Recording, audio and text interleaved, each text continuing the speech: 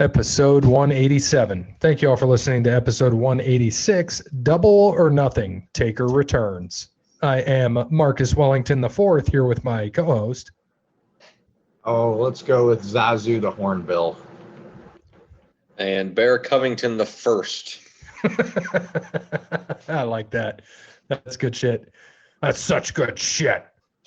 Yeah, thanks for your taking the swig. I got to take my shot. We've got Bird Dog Apple Whiskey today. Crown Peach and unsweetened iced tea. I'm trying to lose them 12 pounds, get back to 170. So no more pop. Cut it out of the diet. So it's unsweetened iced tea. I know I'm at like 213. I was like, yeah, I'm fine here, but I want to try to get back down to probably like 205. Call it a day. I'm probably at like 170. That's 6 foot, what, 3? 6'14", 170. Like Gumby. I always ask you, Bear, what are you, 6'3" or 6'5"? I always fuck it up. 6'5". Jesus. I got this Voodoo Ranger Imperial IPA though I'm drinking. It's pretty good. Nice. Well, we got to thank Wes Anderson for Moments in Time. Check him out on Facebook, Wes Anderson Music. Give him a follow on Twitter at Songs by Wes. So first thing I wanted to mention is the PGA returns next week. Bear, can you just tell us a little bit about where they're going to play? I know we'll make picks next week, but I haven't looked too much into it. I just saw DraftKings release the cost of players today. Yeah, they're playing at the Charles Schwab at Colonial. One of the courses they play all the time. So it's, I think it's Fort Worth, Texas is where it's at.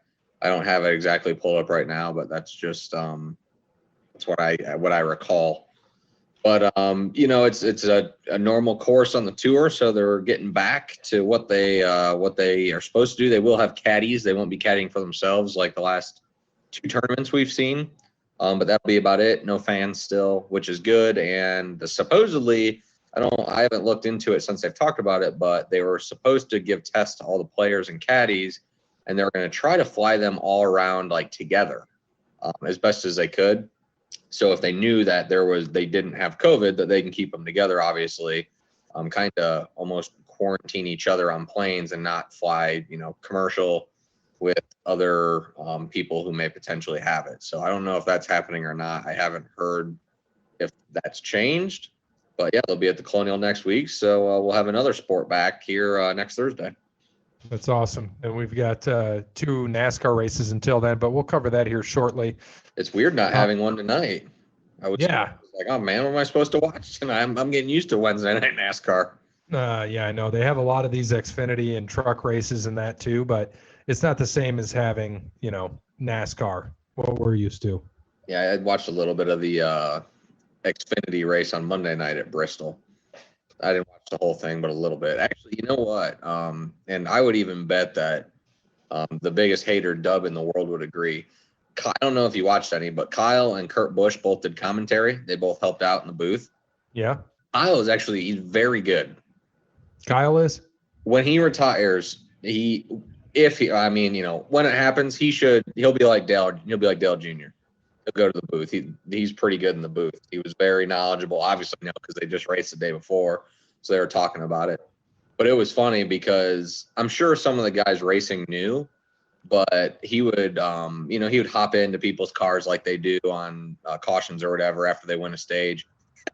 And the dude that won, Kyle went in to talk to him. He had no idea who it was. So he's like, you know who you're on with right now? And he's like, and I can't remember what the host name was, but he said the host. And he goes, no. He's like, I don't know. He goes, it's Kyle Busch. He goes, oh, man. He's like, I'm glad you're not out here racing right now. It was pretty funny. So, but yeah, he's pretty good in the booth. I was surprised. Yeah, because he's very knowledgeable, as we know, with cars and NASCAR and everything else. That really helps. But before we get into NASCAR, I wanted to see if you had seen anything about this. It was how the pandemic could forever alter the golf cart. So yeah. It was a thing on ESPN. I went through it a little bit, how they said they could have these single type carts and, you have your clubs on the back. And I'm like, that'd be fun. I don't mind driving in a golf cart now without people because I feel like it goes faster. Everybody drive your ball, except you get those groups that'll just drive with each other. and like to hit each other. I'm like, no, go to your fucking ball and hit. Wait to hit, then hit. It goes very quick. Yeah, I mean, don't get me wrong, it's something that could happen. But that's going to happen at clubs that have more money than others. That's an expensive investment. I mean, you have to understand, if you have 4 people out on pretty much every hole, you have that many people plus people coming in. I mean, it's a lot of need for singles. Now, not everyone do it. People still walk. People still use walking carts, all that stuff. I think a couple of years ago, the big thing was going to be the Segway. And they were going to get Segways with a bag holder on it, sort of thing.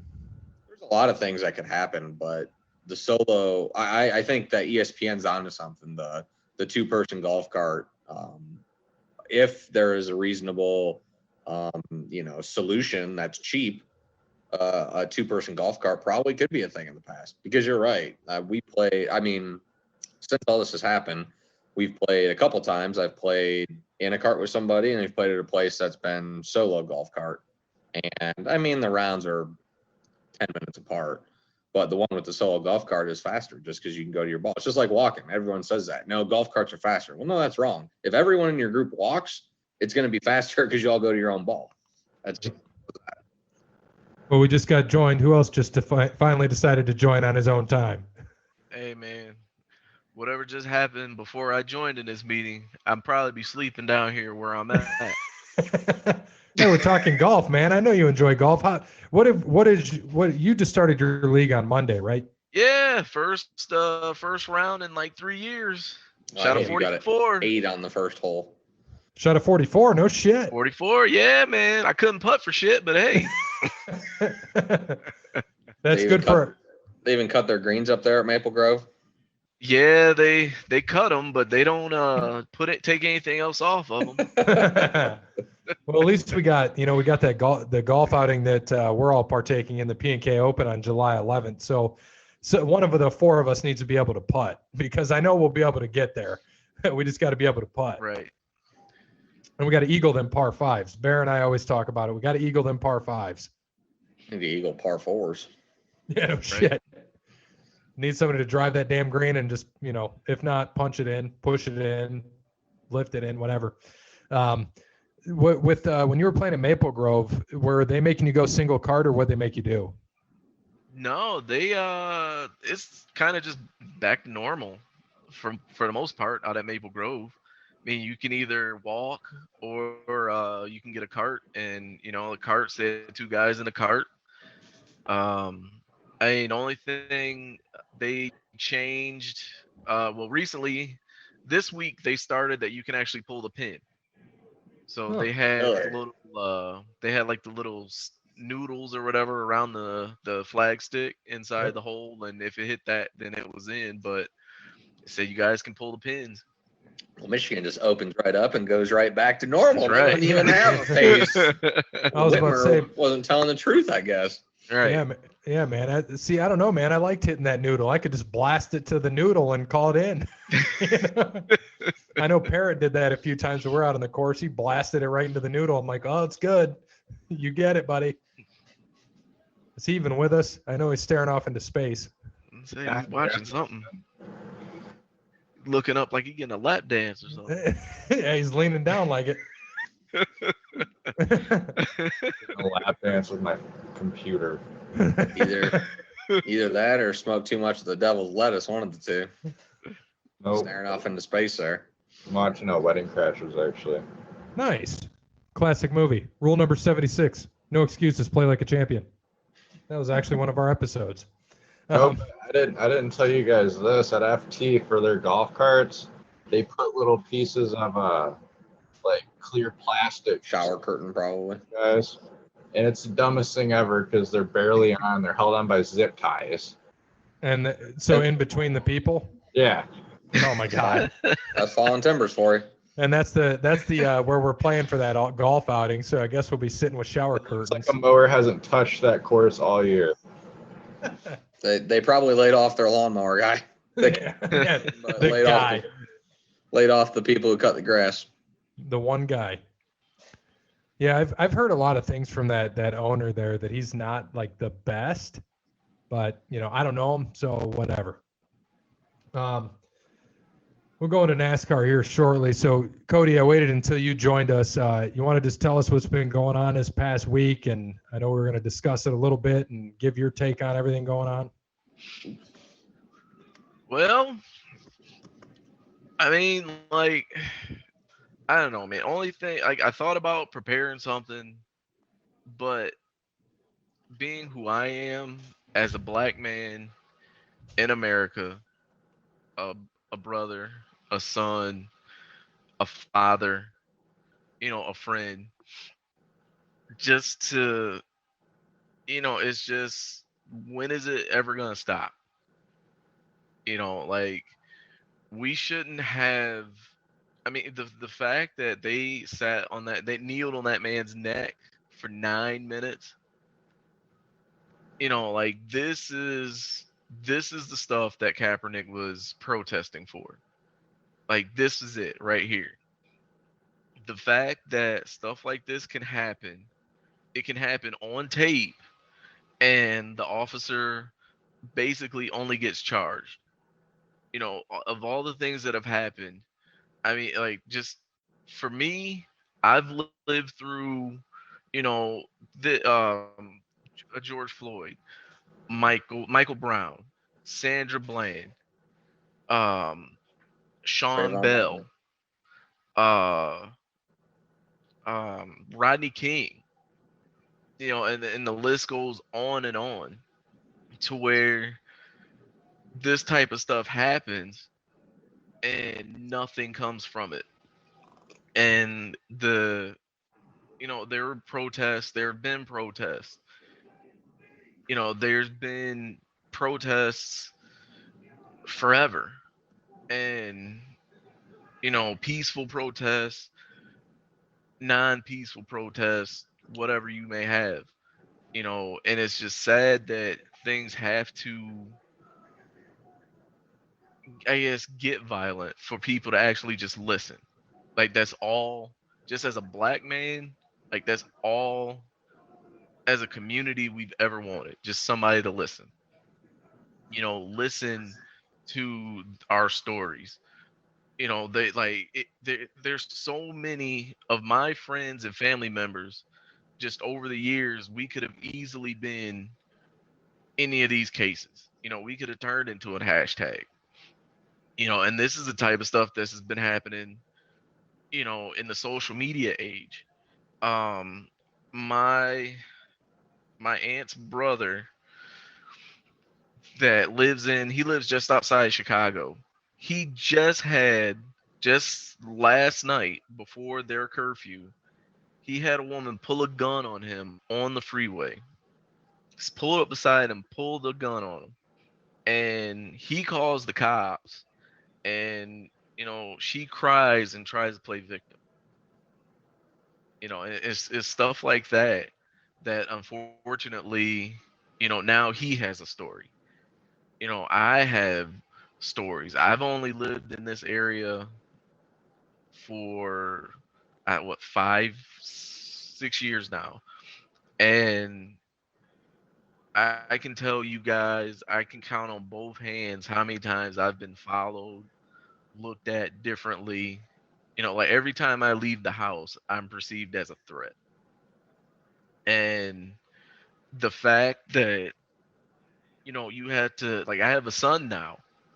So eventually, and a daughter, like, eventually I'm gonna have to give them both the talk on how to act or how to interact with law enforcement, because there's a different set of rules when you are a minority that can't hide the fact that you're a minority. um I mean, like, there are times, like, I told you over the weekend, like, there's times where, I drive out to Peaburg in the middle of an afternoon, windows down, no tint on my windows, not driving driving an expensive car, Nothing, not perpetuating the stereotype, and get followed from the time I get off the expressway to the time I walk into Max and Irma's. And this after that cop circles the parking lot one more time. I ain't going to, at one point, I worked over in Rossford, and, I was consistently 1 or 2 minutes late, at least twice a week. And, I had to actually tell my bosses because I have to figure out different routes to work because I get followed into the parking lot or a block away from the parking lot from work. There is, I guess the best way to kind of explain, you can't really, you don't notice or know it unless you're with someone of color and you're with them when it happens. I mean, it's just the fact that there's countless, so many of my friends that have stories of being followed, by police, being followed in stores, you know, and the worst that we've ever had are speeding tickets. I just talked to uh, a guy I work with, and he's not that much older than me, and he said he never had to show proof of insurance until he probably turned 35. He said 35 years old. Now he's in his 40s now, but I mean that should kind of give you guys a window of basically when you get pulled over, you don't get your, hey, you got your, license, registration, proof of insurance. No, it's give me your driver's license, sit here until I come back. It's just, it's honestly, it's scary. And I mean, I could even come out to your house right now. I don't know if you've ever noticed it, but there are times where you would invite me out and I would ask you, like, hey, how many people that look like me are going to be there? Like, I kind of say it, kind of half jokingly to kind of diffuse it a little bit. But at the same time, that's a big deal. You get taught growing up, hey, don't go too many places where there aren't that many black people because you never know what could happen. Hell, I've had white friends of mine, sell me out when we go to places, and it may be just me or just a few other black people there. So you know you almost had to take stock in where you're going and how long you're going to be there. Like, whereas, hey, don't drive to such and such place after dark. Don't be wandering around at a certain point in time because you never know. Like, you could not come home one day. And the fact that, like, I had to explain all this stuff going on to my daughter right now. She's only 8 years old. I mean, we just had a situation at her dance studio. Now, mind you, and this is my daughter at her dance studio. So for, things to turn out the way they do, it's, no, I don't condone windows being broken and fires and all that. But at the same time, I understand because this isn't a new thing. This is something that we've been asking for. I mean, we as a community, like, all we've ever asked for is people just to listen to us, just to listen, and for stuff to happen over and over again, and nobody's listening. It's kind of like when Martin Luther King was assassinated. There were riots for about, I think, maybe a week, 2 weeks. But then after that, that was when civil rights reform happened. It was, and Martin Luther King was the peaceful one. People always say, well, why don't you do things peacefully? Why don't you march in silence? We did all that. We were doing that. And every time, a lot of people, every chance they had, they tried to discredit Martin Luther King. And then he gets killed. So, and this is after dogs are sicked on people. Like, a lot of people forget that. A lot they say, be peaceful and march like Martin Luther King, but yet they were still beaten and fire hoses. People spray with fire hoses, and police dogs sicked on them as they're peacefully marching. Kaepernick kneeled, and for him to kneel, he gets called a son of a bitch and then gets fired basically from his job. And now it comes out 4 years later that the NFL said they purposely didn't sign him to any team because they thought it would be bad for business. So that right there, like at this point, if all you're focused on is if all you're focused on are the riots and people breaking things and setting fires and flipping police cars and all that, that just lets me know you don't care. You don't care about me. You've never cared about me. You don't want to listen to me. And like this type of stuff, you lose friends over. There's people that I've known for years that now I can't talk to them anymore because now I know where they really stand. And I guess the most refreshing thing about all this is, even during those protests, like especially even here in where we live, a lot of people, a lot of the TV stations haven't really reported that the fact that some of the people that were trying to incite not only the police but other protesters, those people, like the other people that were there protesting, turned those individuals in. Like they gathered around those individuals and turned them into the police because they didn't want to be discredited.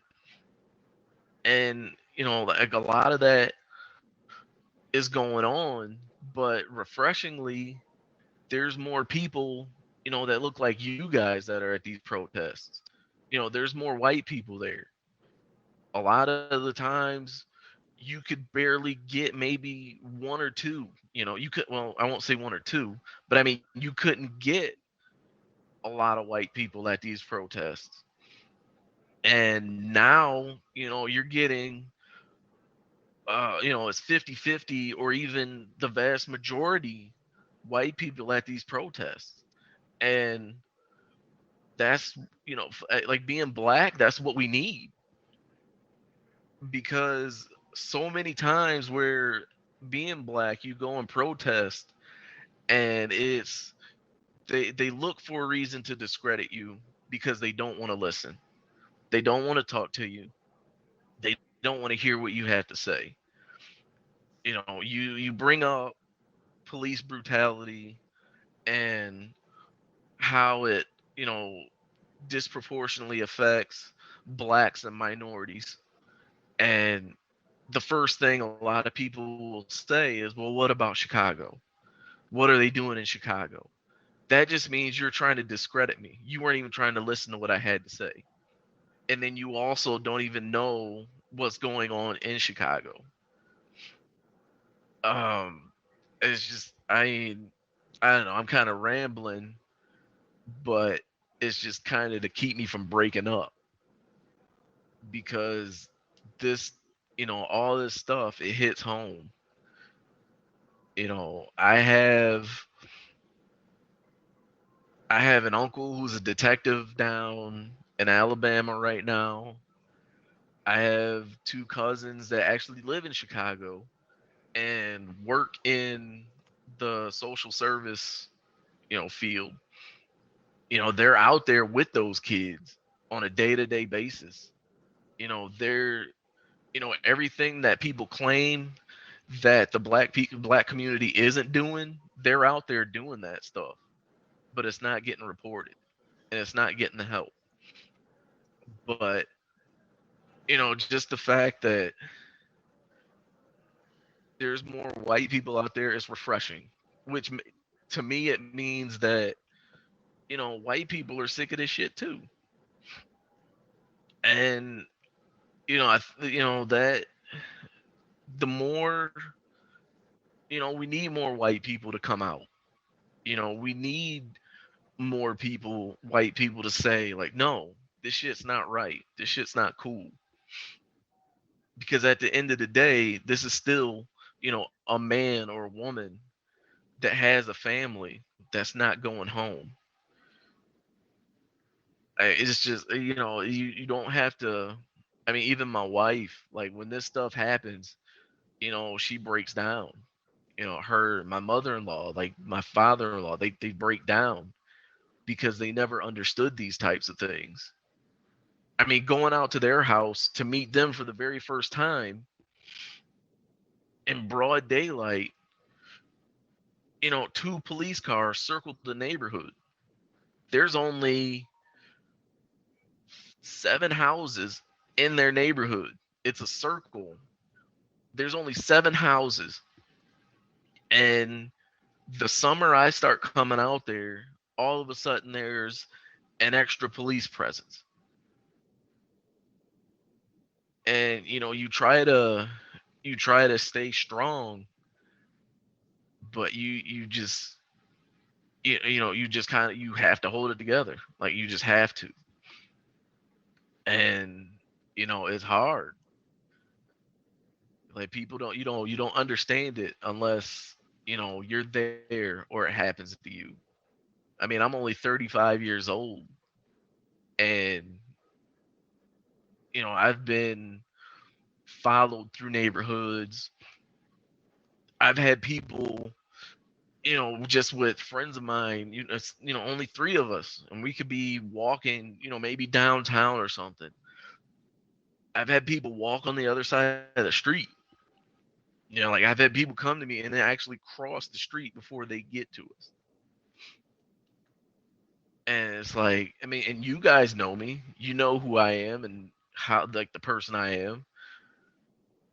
So, I mean, and there's so many other people like me that this type of stuff happens to, that don't get the chance to go home. That, the fact that you have to think twice if you see lights flashing behind you. You have to think, okay, what is going on? What did I do? Where am I at? And then you think about where you can pull over and how fast you can pull over. When you don't have that luxury of saying to an officer, oh, I know you pulled me over on this 4-lane, busy street. I pulled into this parking lot at McDonald's so nobody would get hit by a car. No, you don't have that type of luxury. It's simple things like that you can't do. I tried that one time when I was 19. And I'll never forget that. Like I've never told my mom, I've never told anybody this story. 19 years old, just went for a run with a buddy of mine that was leaving for the Coast Guard. And I'm driving home. I'm speeding. And I was only doing, he clocked me, he said 42 and a 35. Okay, fine. He pulls me, he flashes me. I'm on a busy street, 4 or 5 lanes. And I'm thinking, okay, well, my uncle's a cop. A friend of our family's a highway patrolman. I'm thinking, okay, let me just pull out of the street because, you know, if this guy gets hit by a car, you know, I'm gonna feel terrible. So I go to the very next entrance that I could, and I pulled into a Burger King parking lot. And I stopped thinking nothing's wrong. And this cop runs up to me, gun drawn. Turn the car off, you know, shut the car off, pull up your hands. I'm 19 years old with a gun drawn on me, driving by myself. And this is my hometown. This is where I grew up at. You know, and all over a speeding ticket. Like, a lot of people don't have that happen to them. Like, that's, you know, just so when you think about stuff like that, like just how quick like it could have turned for me. And the worst I've ever had was a speeding ticket. So I just, you know, I just kind of want people to think, you know, when you know, try to say like,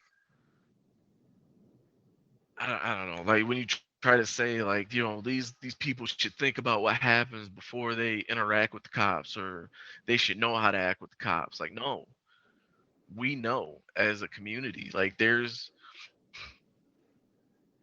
know, there's stories of people that have uh they have their driver's license, their insurance card, and their registration all in a lanyard around their neck, or they keep it in the armrest to where as soon as they stop, they can put it directly on the dashboard so they don't have to make any moves. It's just, you know, these are the types of things that you have to do when you're black interacting with the police, because you don't have that luxury, you know, of reaching into your glove box or into your armrest or reaching down. And God forbid you get pulled over in the dark. Like, you know, there's a lot of people I know that won't even go out after dark because they, you know, don't want to know what may or may not happen. Like, it's hard, man. It's because things like this happen, and you almost have to defend why it happened. You know, like defend why it happens to somebody black, because a lot of people don't understand. You know, you like you just, I don't know. It's just different. You know, and like I'm sorry for rambling, but you know, it's just to keep me from, you know, kind of breaking down, because there, you know, I think back every time something like this happens. I think back to how many times that I've been pulled over or followed. You know, there's a friend of mine. I need to actually get a hold of her because I think she might have saved me one day in Columbus. You know, and I think maybe the worst part of these stories that I have is a lot of these happened in broad daylight.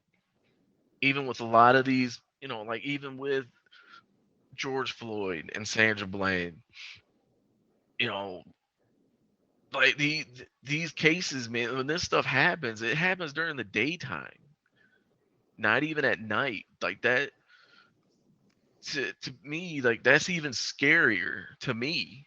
Just the fact that this type of stuff happens during the day. You know, I was in Columbus, and I'm taking friends from, we're all hanging out at Ohio State, and I'm driving them back to Capitol.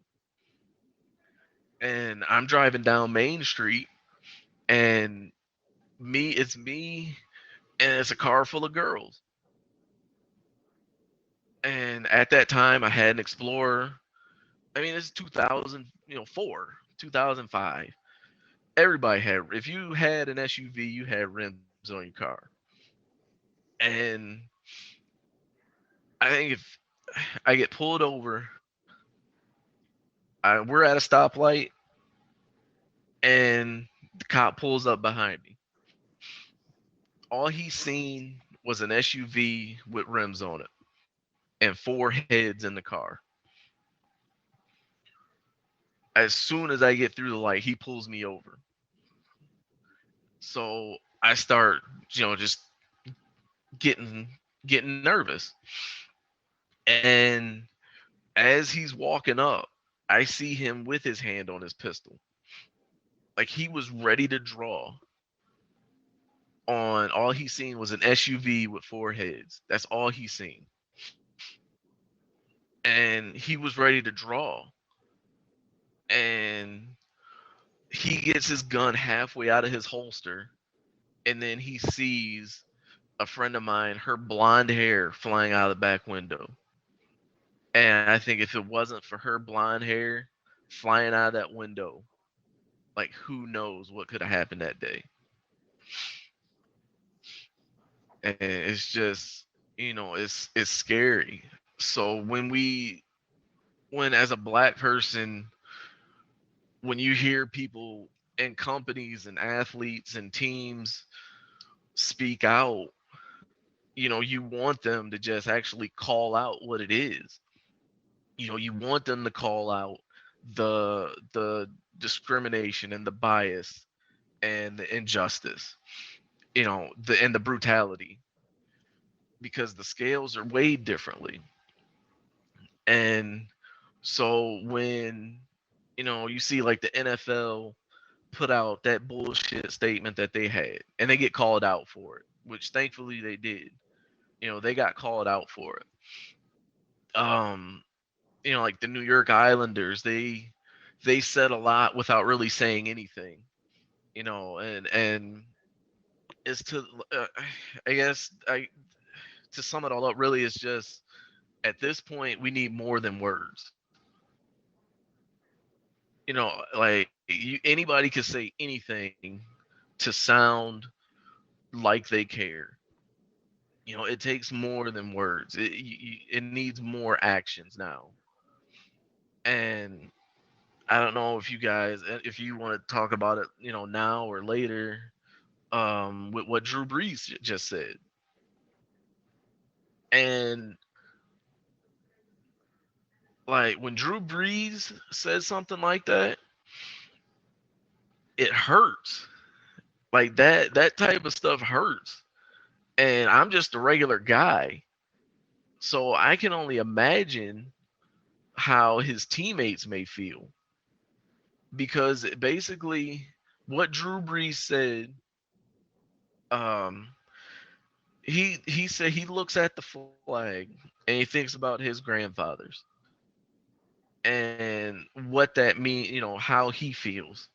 And basically it just to someone like me, it shows that Drew Brees has no empathy for me. He has no empathy for my grandfathers that served in those same wars. And when they come home, they can't eat at the same restaurant that his grandfather was at. They went on the same, it's just basically that's what it sounds, that's how it feels and that's how it sounds. It sounds like I don't care, how you feel or how your grandfather feels. Even though your grandfather was a war hero and he comes back and can't sit at the same table or the same bar or even be in the same building as my grandfather that served too.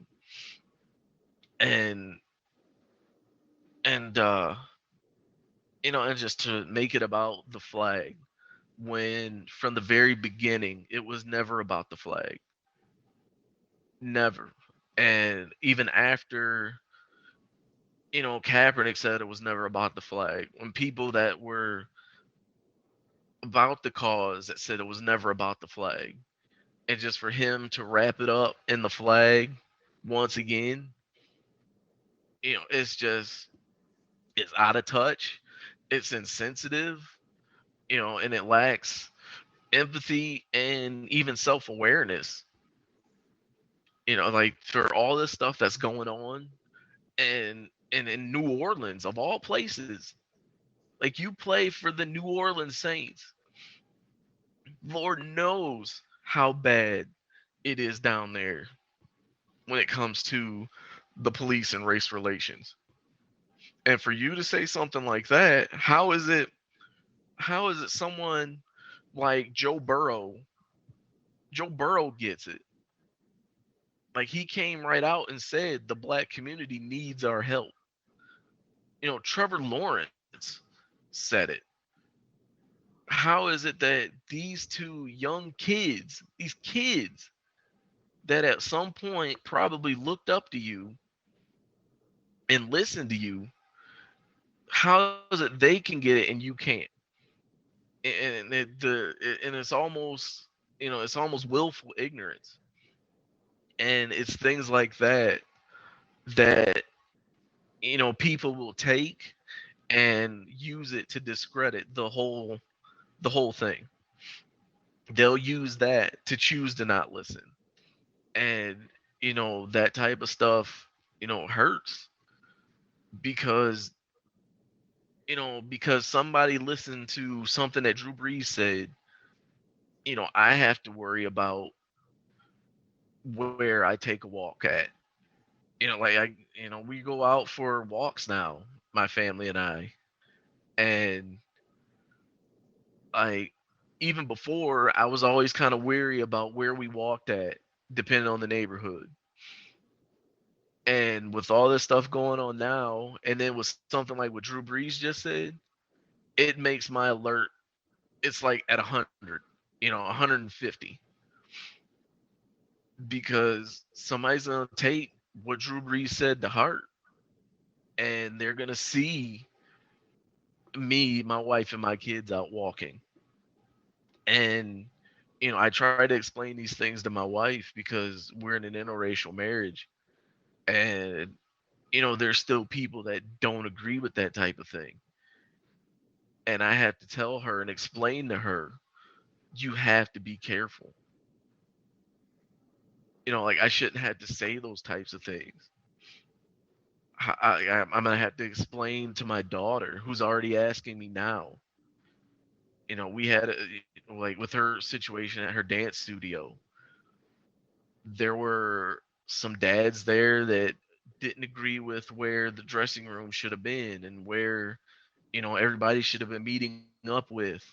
And my sister-in-law is a teacher at the dance studio, and we're at a competition. And these dads, one of the dads was louder than the others and didn't agree where they moved the changing rooms. And my wife, standing up for her sister, kind of helped out and kind of put this guy in her place.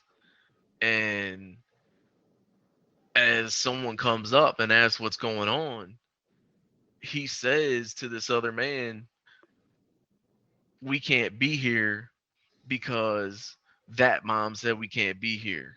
The mom of the black one. And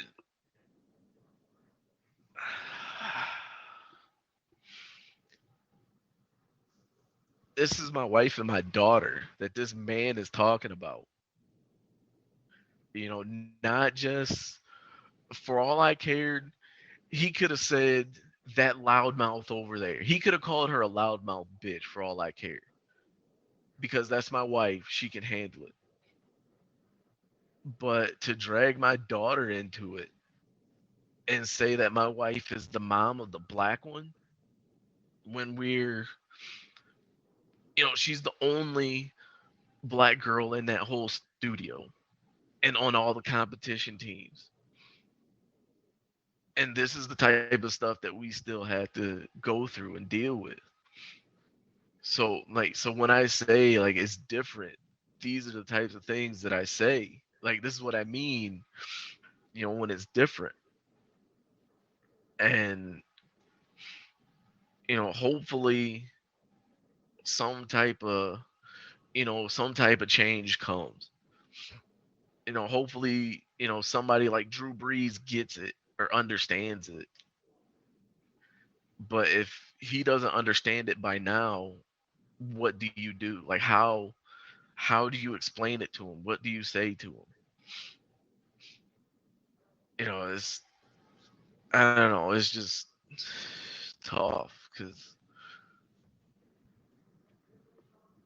now my kids are gonna get older, and eventually I'm gonna have to tell them the things that I have went through, and I'm gonna have to explain to them how to act in public. And you know, it's scary because I can't be there to protect them all the time. And it's you don't know what you do. You don't know what to do because you can only do so much. And I don't know, man. It's just I don't know. I'm sorry. I didn't mean to.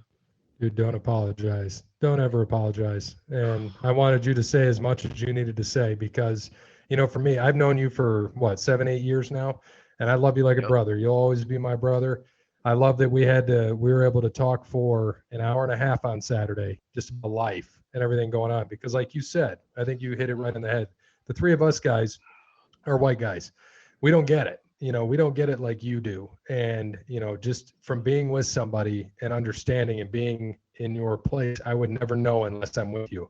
And two of the people I'm closest with, and Bear actually knows both of them, is you and John, who does fantasy football with us. He's my partner. And I've known him since I was a kid. Now John's, 50 in his 50s. And I've heard things from him too that is just unbelievable that I could not even fathom in my life. And, it's important, like you said, for people like us to be out there and talking about Black Lives Matter and making sure that your voices are heard and our voices are heard to support you and everybody else out there that doesn't get these same type of opportunities and these same privileges that we get. And I can't thank you enough. I wanted you to just keep going as long as you needed. Seriously, because Nah, man. it was I great, ended dude. up Just I to ended up crying or something. And I mean, I'm well, tearing up now.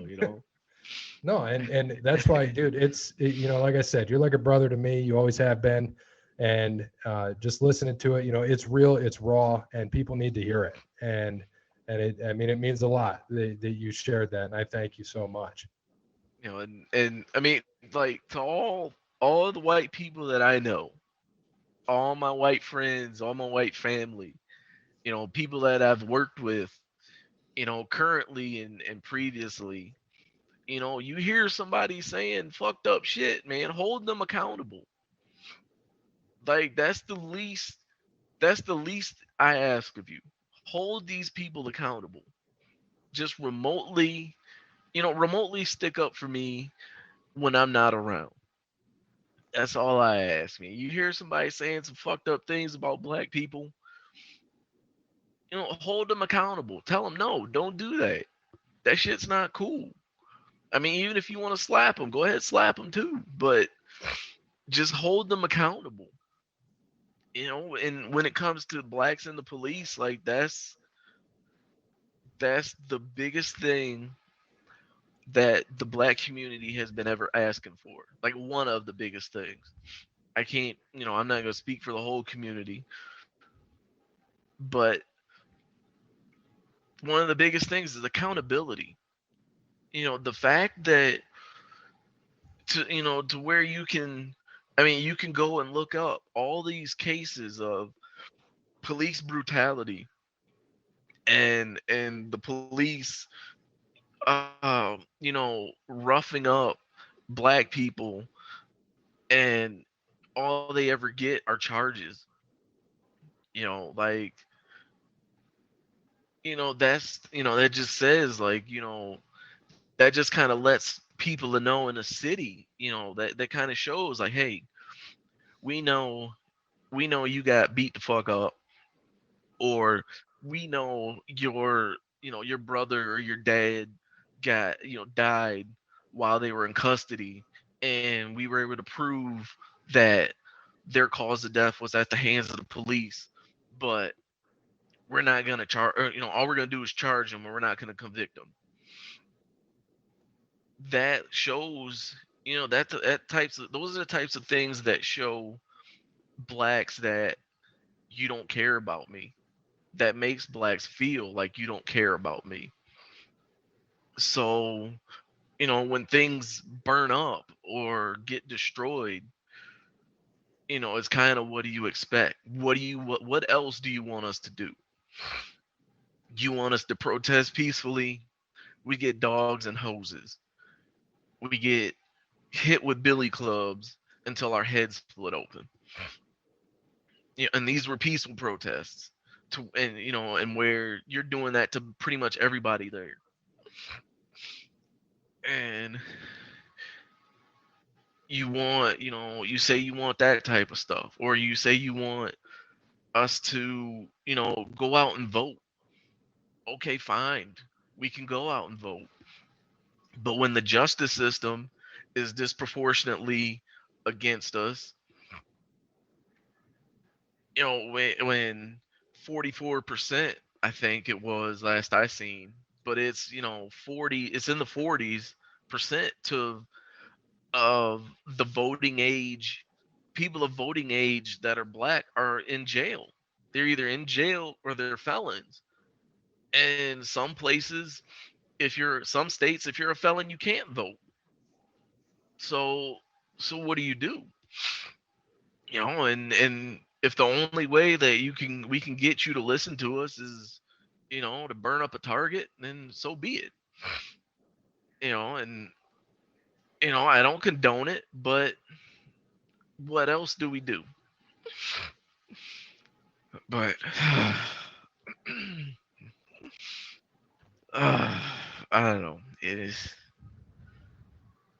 Well, I thank you. just hold them accountable.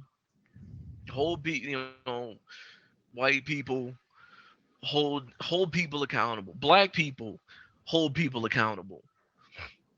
Because there's just the same amount of black people out there trying to discredit the same shit. You look at somebody like Tiger Woods. But hell, Tiger Woods didn't know he was black until he got a DUI. And so, and then, once he got dragged, for what he was doing, that's when he found out he was black. Once he lost all his money. Well, not necessarily his money, but when he lost damn near everything.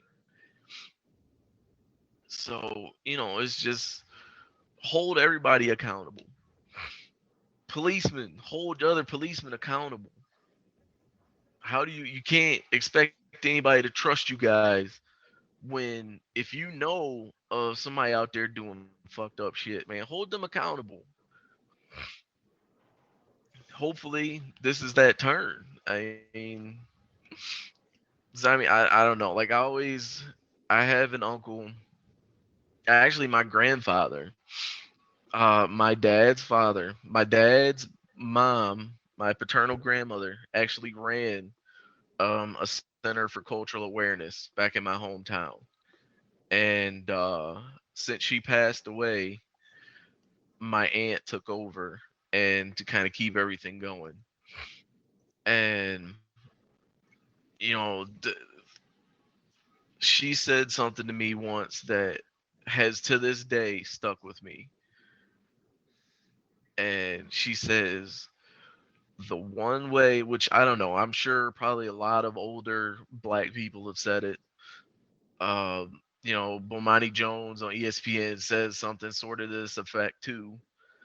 That my grandmother always said that when these things start happening to white people and when they get uncomfortable is when change is going to come.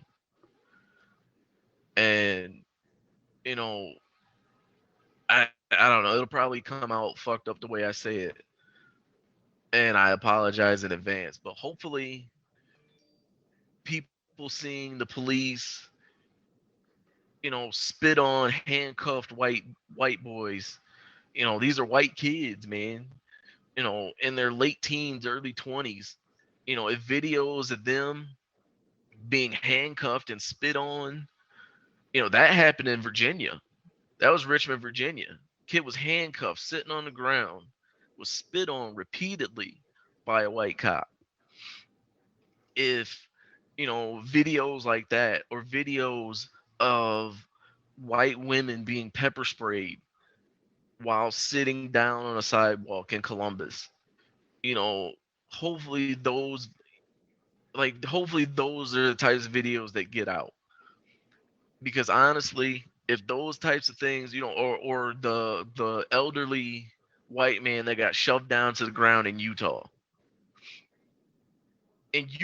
of all places, if that type of shit doesn't get you upset and angry and want any type of change for police brutality and equality for blacks and minorities when it comes to the police, there's other issues too when it comes to equality. That's a whole nother story for another day. But if that type of stuff doesn't get you mad about equality when it comes to interactions with the police, then nothing will, and that's a you problem. You're obviously a grand wizard of the Ku Klux Klan.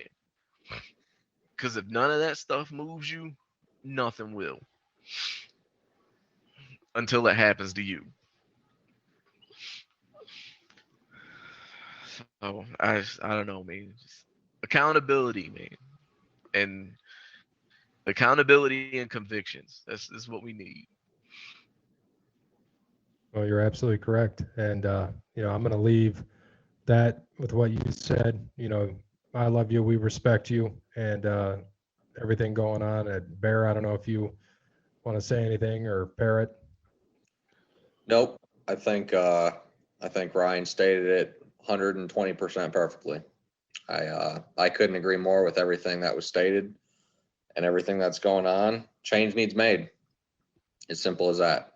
It's simple as that, and it's just got to happen. There's nothing more I can say to it. Yeah. I'm telling you, I got stories, man. It's the stories that I have. It's just crazy. And mind you, I'm not even 40. Right. I feel like you're like 60, but we won't go into that. No, it's all good, man. And no, thank you again. And I wanted you to talk as long as you wanted to talk, man, because I just love hearing, because it's perspective, and people need to hear perspective. And like you said, accountability and convictions, man, that's what we need.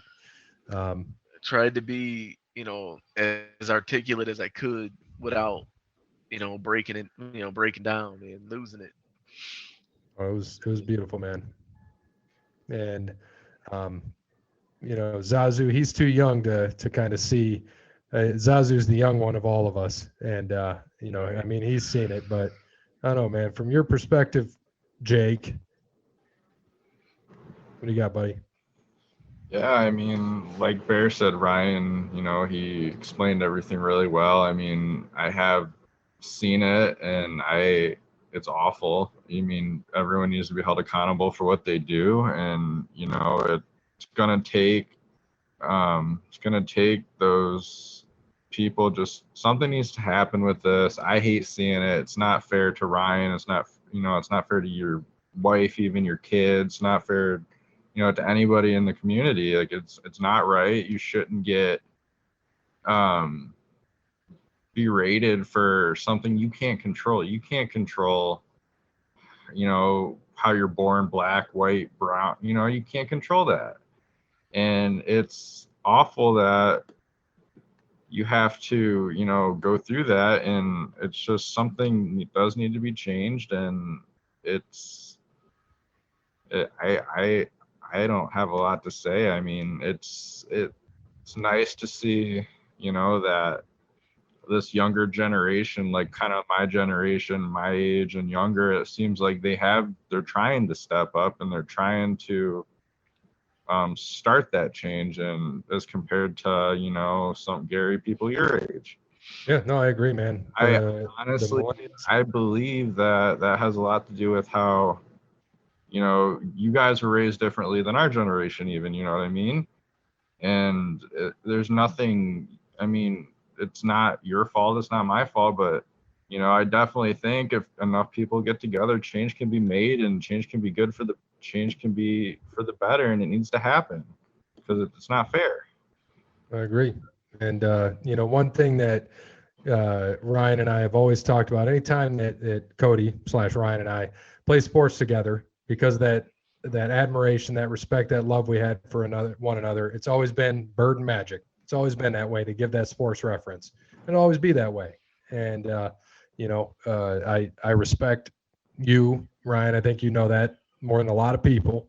And as much as we joke around and kid about bullshit in sports, and I know, we all disagree on sports all the time, but this is one thing we all stand together and united for, and that is, and we always will. So we've always got your back, all the three of us. I know we do, and you can always count on us, man.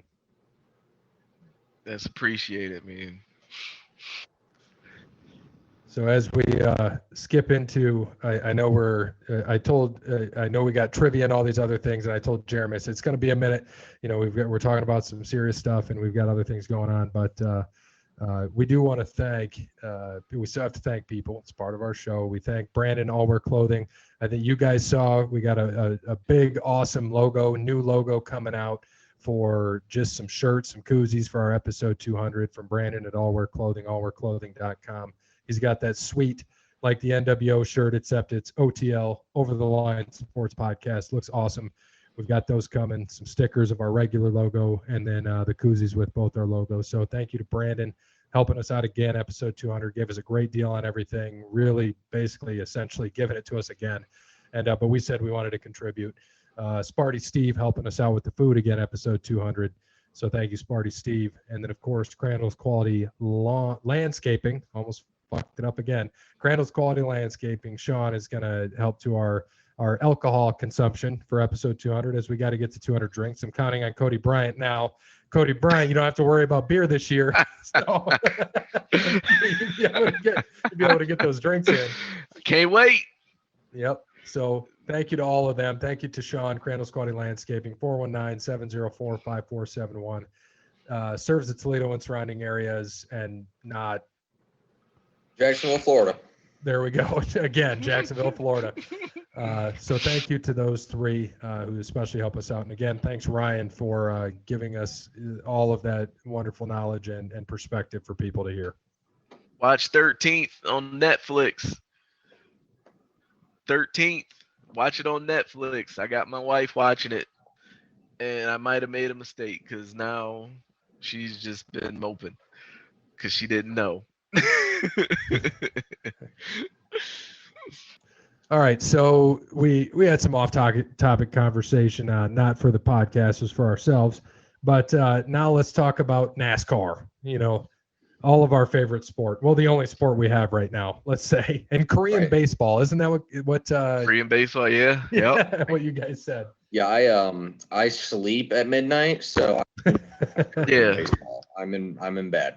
Yeah, I'm just now waking up at 5 a.m. too. So I see all these degenerate DFS guys. All they talk, like my Twitter, when I get it in the morning, the first thing is, oh, that Korean baseball. I won all this money on Korean baseball. I'm like, you guys are freaking crazy, man. Right. Oh, yeah. Baseball. You're right. So last Wednesday we had Alsco Uniforms 500, and we or last Thursday, right? Because it was rained out. It got rained out. So none of us did that well. The best place was Joey Logano was 6th. Austin Dillon was 8th. Kenseth got a 23rd. The Jones got a 26th. And I had Bowman, who was 2nd, and then hit the wall by himself, so finished 31st. And then Food City 500 in Bristol, Bear was right. I mean, he took it, and Dub tried to give us some shit like, oh, he just got lucky, right place, right time. He was in 3rd. He was in 3rd. So he was there. I know that. Who was up front? It was Chase. Chase and Logano. And Chase cost it. Yeah, he didn't mention that. He didn't mention that. He just said right place, right time. Didn't talk about how Chase fucked up. Look, they were racing hard, and that was I don't want to say I'm disappointed, because don't get me wrong, when we went to Bristol in August, it was fun as shit. I had a great time. It was fantastic. Yep.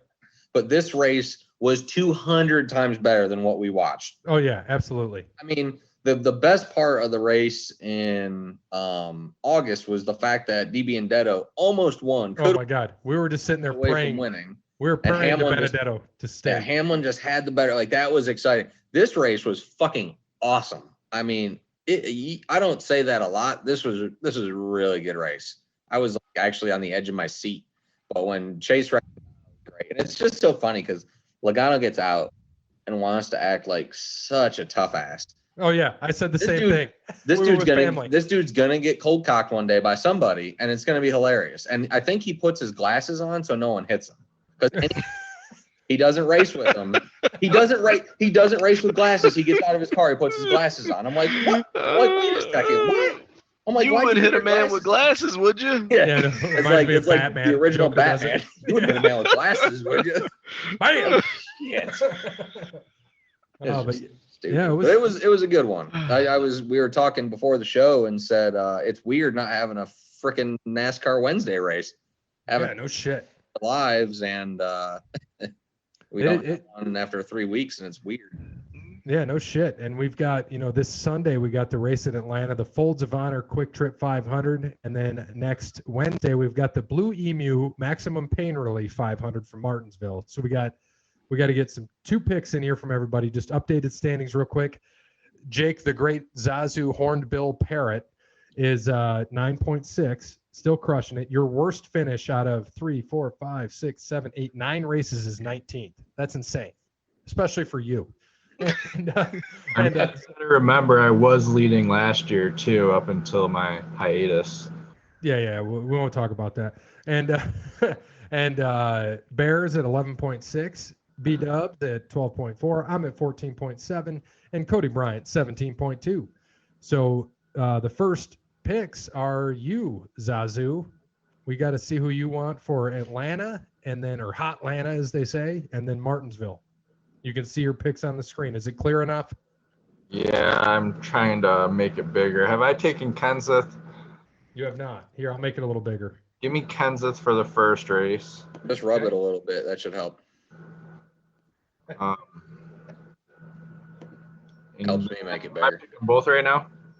What's that? Am I picking both races right now? Oh, yeah. All right, give me Kenseth for the first one, and give me the Benedetto for the second race. All right. Bear? So for Atlanta, I'm going to go with a young gun. I'm going to go with Christopher Bell. Has a little success here in the Xfinity Series, so hopefully that transfers over to the Cup. And then at Martinsville, I am going to go with my second. I guess Bowman's I did pick Harvick. Okay, so this will be my third big dog. I'm going to go with Joey Logano in Martinsville. Let them cool that shit over after the whole Chase thing 1 week, and then come back Wednesday, and we should be okay. Yep. And then Dubs got Ryan Newman and Cole Custer, and I'm taking Clint Boyer. He's finished top 10 in Atlanta last 2 times out. And Eric Almirola, he finished in the top 5 or 10, I believe, the one time, and he was like 40th because there was a wreck the other time. But he runs traditionally well here. So give me Eric Almirola. Cody Bryant. And all right, I guess every week. So I'm gonna say, I'm gonna go with Ricky Stenhouse Jr. He runs fast, man. And erratic. That's true too. That's all right. Well, that's a good track for him, Atlanta. Yeah, it's you fast. Have 200 here. It's fast. Track. He's a good driver. When Cody's done, I have a question. Okay. All right. And who'd I have? William Byron. That's a good pick.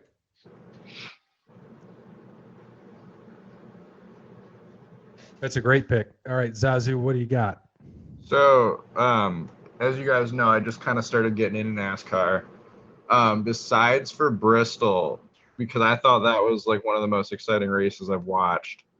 What are the other short tracks races that we have coming up? Martinsville. Martinsville's it's a paperclip. Okay. That's the one coming up in 2 weeks. Okay, because Yep. I thought Well, next week. Excuse me. that race was just Next Wednesday. Yeah, next Wednesday. Yeah. And then just the schedule. I know they're announcing the July schedule here, I think later this week. But yeah, so we got Atlanta Sunday, Martinsville Wednesday, Miami Sunday the 14th, Talladega Sunday the 21st, and then they are doing Pocono Saturday and Sunday the 20th and 28th of June.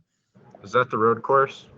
No, Pocono is It's a triangle. isosceles triangle, obtuse, acute. I don't. I wasn't good at math and trigonometry and geometry. Three turns. Okay. But yeah, so they're doing a 325 and a 350 back to back. Yep. So that'll be interesting. And then I know they're gonna have July shit here coming up. It also sounds like I read something which was a rumor, not a fact, that there's a very good chance that they're looking into getting fans back. Yep. Some sort of capacity. So it'll be interesting to see how they do that, but don't be surprised if by the end of July they have fans there, which is pretty cool, because if that's the case, I'm sure it's a state by state basis, but if that's the case, that means by the time Michigan races in August, maybe there'll be fans allowed to go, which would be cool. So Yes. We'll definitely have to do that. And then another big thing that happened, they announced today, Nashville Super Speedway in Wilson County is going to reopen with the schedule next year that will include first NASCAR Cup Series race in Nashville area in 37 years. So they tentatively have it. It's very tentative, June 20th, 2021. For that, the Dover Motorsports Chief Operating Officer, Mike Tatooine, just like Star Wars, he had mentioned that it'll be a return race. Yeah, sorry, it's not the Nerd Podcast. I'm on the wrong one. But it's a 1.33 mile concrete track that was built in 2001 by Dover Motorsports, and they had NASCAR and they hosted NASCAR and Indy Racing League sanctioned events. But it was largely closed by owner Dover Motorsports as a racetrack in 2011. So this is big for NASCAR and big for Nashville. It's I think it's a 25,000 seat facility. So if it's a good track and a fun one to watch, it should sell out no problem. Because we had, how many did we have at Bristol that sold out or that could sell out? Oof. I don't remember the number, but it was what was it, 60 maybe? Yeah, something like that. I feel like that's about right. It's a big I think it was track. about 60. And we had a lot of fun. Big Coliseum, yeah. You can bring your own alcohol. We love that. I still got my Coleman cooler with the sticker on it. I'm ready to go. That's the craziest part, is that we go in and they didn't give two shits about the coolers that we had. They just wanted to see my see-through backpack, and they did a little look check and saw there was nothing crazy in there. And they're like, all right, go ahead. And I'm like, so we can bring all this liquor in? All right, cool. Yeah, our thermoses were filled with liquor, so it was a good time. So what's the reasoning behind that? Because obviously they got to lose a lot of money in alcohol sales by letting everybody, bring their own alcohol. I don't know. The first night we went, we fucking we spent a lot of money. Yeah, we spent a shitload of money. I think it's just, I don't know if it's just one of those things that they've always allowed. I find it interesting. I could see it happening 20 years ago that they, people just bring in cooler. I mean, we would have brought in a cooler if we could find the right size, but we couldn't find the size that fit the dimensions that were allowed. So we didn't bring it, or we would have filled up a cooler with fucking 60 beers probably. I think the way we did it was a lot better because we all got what we wanted. Right. We all argue about, what beer are we going to get? Didn't we all bring what the hell did we all buy? We all bought Tito's.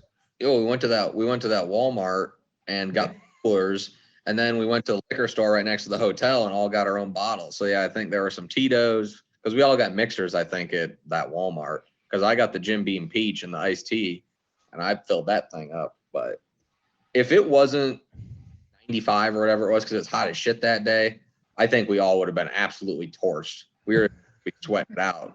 I mean, we were already pretty lit up, but I mean, sweating it out helped out, because that would have been rough. Oh, you remember that one? I had bought that Kyle Busch shirt that was an extra large, and it was like swimming in it. And remember, I said, I'm gonna exchange this motherfucker somewhere. I bought this on NASCAR.com like months before, and we go in, and I'm going to the different places. I'm like, do you have a large or a medium? And the medium fit pretty well, so I'm like, just give me the medium. Here's the extra large I got. They're like, okay. Yeah. I'm like, the no sweet receipt, nothing. I was like, here, it's the same one. And they're like, all right. So got my medium. Rock the Kyle Busch shirt. I enjoyed, of course. So another thing, so we'll thank a few more people real quick. So we got to thank Cassandra at PNC. You can visit her at the White House branch at least till August 21st, or give her a call, 419-877-0634. She can help with all your banking needs, whether it be loans, credit cards, or personal banking. She is there to help. Okay, so the baseball and MLB, the MLB rejected a 114-game plan and told the union no counteroffer. What are your guys' thoughts on that? Who cares? Is that the dagger in the heart of the MLB this year? No, they'll come up with something. They're going to see they see NHL doing it. They see the NBA about to do it tomorrow. They know football is going to go. Are they going to be the only ones that lose money this year? There's no way. Right. Something's gonna happen. Something will give. Yep. Yeah, I think they're just playing hardball. No pun intended. Yeah, right. I think what they're gonna do, they'll probably at the end of all this, they'll probably go back to their original thing they had on the deal they had on the table, where it was like 80 games, and all the players got half of their salaries.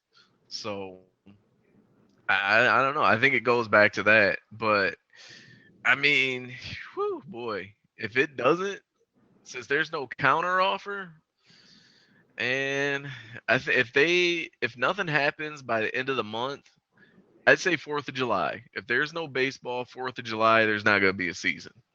Now, do you mean like something that is in there saying by the 4th of July? Or are you saying no? Yeah, like if they don't have an announcement contract or something. Okay. Yeah. I think if they don't have an agreement, if they don't have an agreement by 4th of July, I don't think there's going to be a season. I think the players are willing to have no season at all. And I mean, I don't know of any other sport that's had as many work stoppages as major leagues and still comes back, man. And no, I don't know. I think you're right. It just never seems to hurt them. And nope, never does. I think with especially with a lot of the minor league stuff now, like the owners figured out a way to get out of paying minor league players now. So, with that big thing that went through, with that legislation that went through last year, so whew, I don't know. I don't see it, man. I don't think we'll have a season. It'd be nice to see an 82-game MLB season, though, or 80 games. It'd be worth paying attention to. Yeah, because games would matter more. 160 games, no one gives a shit for half of them. Right. You can win 85 games and make the playoffs. I mean, that's half your season. Yeah, exactly. You basically win the make the playoffs going 500. Most of the times, that's not going to happen in the NFL. And unless you're in the East, it usually ain't going to happen in basketball. So, right. In the East, you win 5 games and you're you're tied for the 4th seed. Yeah, we're 5-14. We're the 4th seed here. You got one team that's 14-5, easily number 1. Right. And speaking of which, just going into other things, we know that the NBA they're saying they're likely to approve what they had said for they got a call tomorrow or today when people hear this at 12:30 to vote on this. It's a 22-team return with 8 regular season games. So it would be, what did they say, 13 Western Conference teams and 9 Eastern Conference. Yep. Because they're within 6 games of 8th place. And then they'll just play that little season. And then if they get it within 4, they could have a possible play-in tournament for the 8th seed. So sounds pretty cool. I'm down for it. Yeah, this is get Zion Williamson into the playoffs at all costs. We have to remotely recoup some type of money. I like it. I think that's perfect. Yeah, I think it's pretty cool. Eliminate everyone else. Hey, your season's done. Everyone who's got a little bit of a shot, hey, let's go. I mean, because the Wizards, they're not going to make it, but they're like 10 because they're with like 6 games out, I think. I mean, that's the reason. And I don't know if I think John Wall's out right? I mean, totally. Yeah, he's still out. Yeah, he he's can't done. come back at all. Like, I No, think there's not no yet. chance because he tore his Achilles. Okay. I don't think. Yeah, not this year. I don't think there's any chance. I mean, the Nets is. I think they said no matter what Durant wasn't going to play, but Right. never know. That Right. would make for some really crazy shit. You throw a bet down on that now, just in case it gets to that point. And Durant, hey man, you never know. So, I think. Oh, my bad. My bad. no, go ahead. I was gonna say, I think that this 22 team format that they have with this, nobody can bitch. Like there's no one that can say that they're unhappy with this, because they're still remotely trying to give the Pelicans and Zion a way in, and they're not shutting out those teams in the Western Conference that, have better records than some of the teams in the East that, that if they, just because they're in the Western Conference, they don't make the playoffs. So, I mean, just the thought of another Damian Lillard buzzer beater to end the series, like that, that's something cool to look forward to. And they're in it. They got yeah, they're in it. Portland's a chance. You imagine they did this shit like round robin style? Whew. That's kind of you know what? You want to put all of them in? Let's do 22 teams, give the first 4 buys, and let's go. Yeah. Do it FIBA style. Yeah. Yeah. It'd be I mean, like the tournament format, though. Yeah. Hell yeah. I'm just excited that basketball ain't quitting on us, because 2 things. One, you'd never hear the end of it from like LeBron and all that, because it's right. They got the 1 seed in the West, so yeah, yep. You never hear the end of that. Well, we had such a good year and it got cut short, so we couldn't win a title.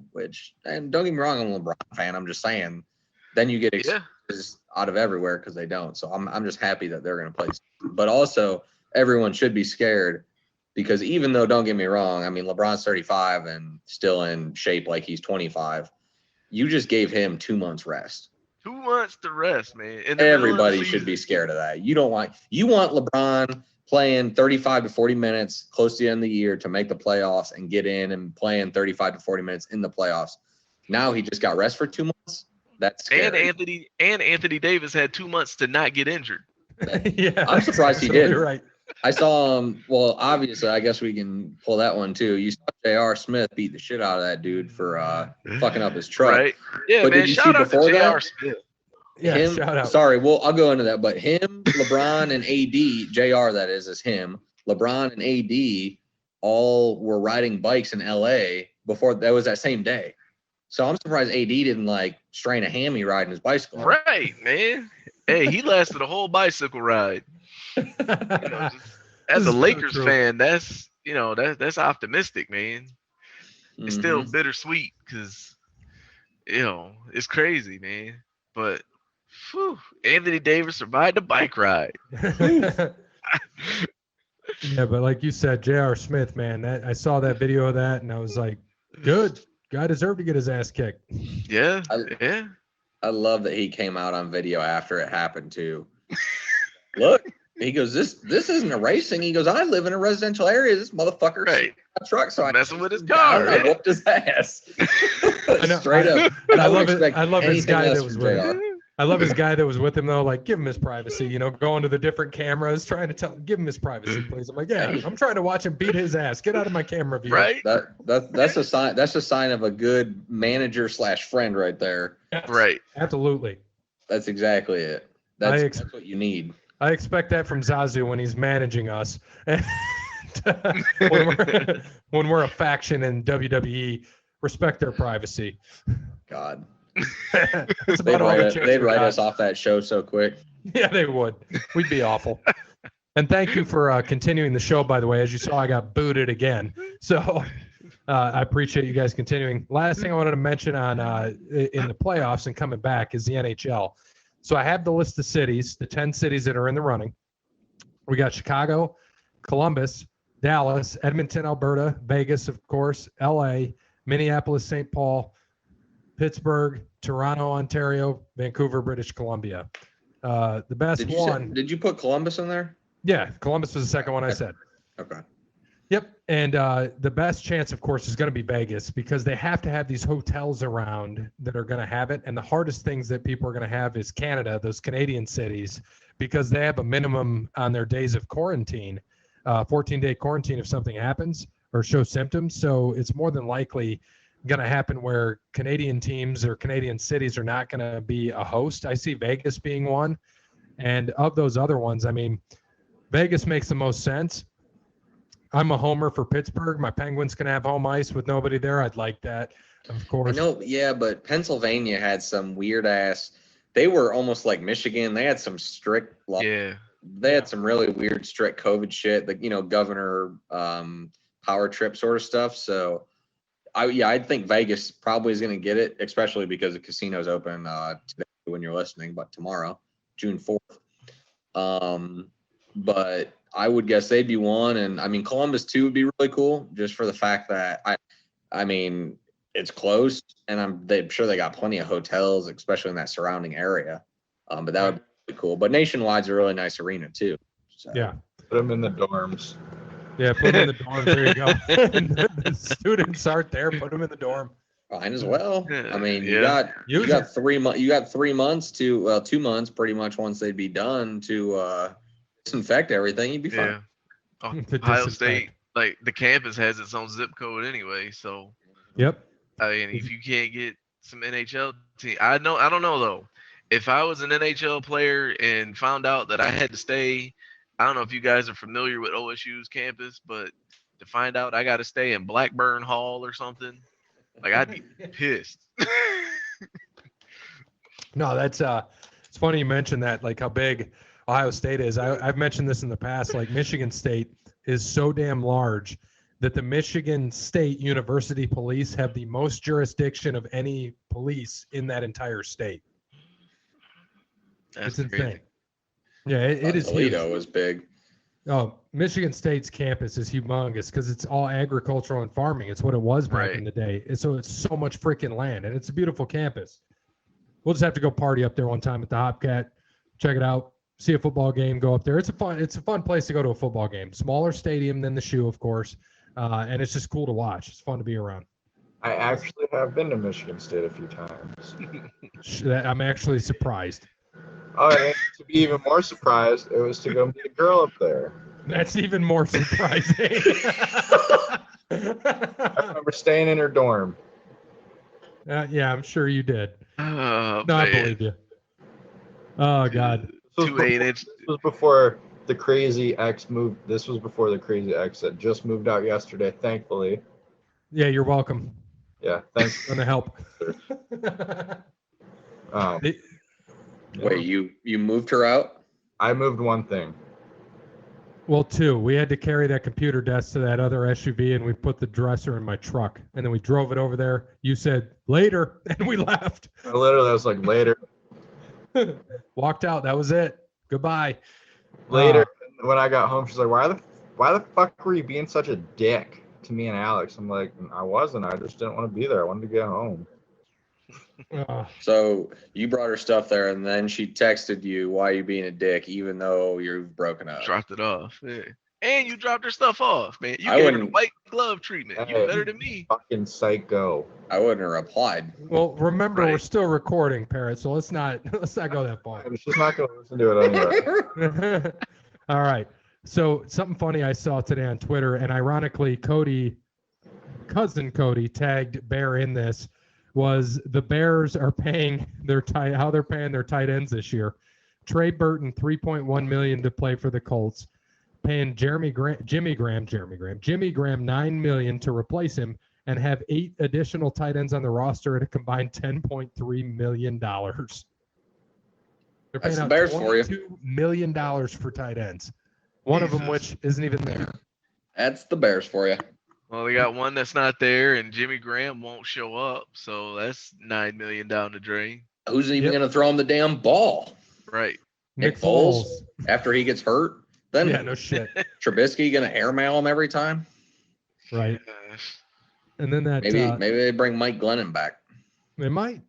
And that last thing we've got about the NFL is Luke Kuechly's considering a pro scout job for Carolina. I think he'd be good for it.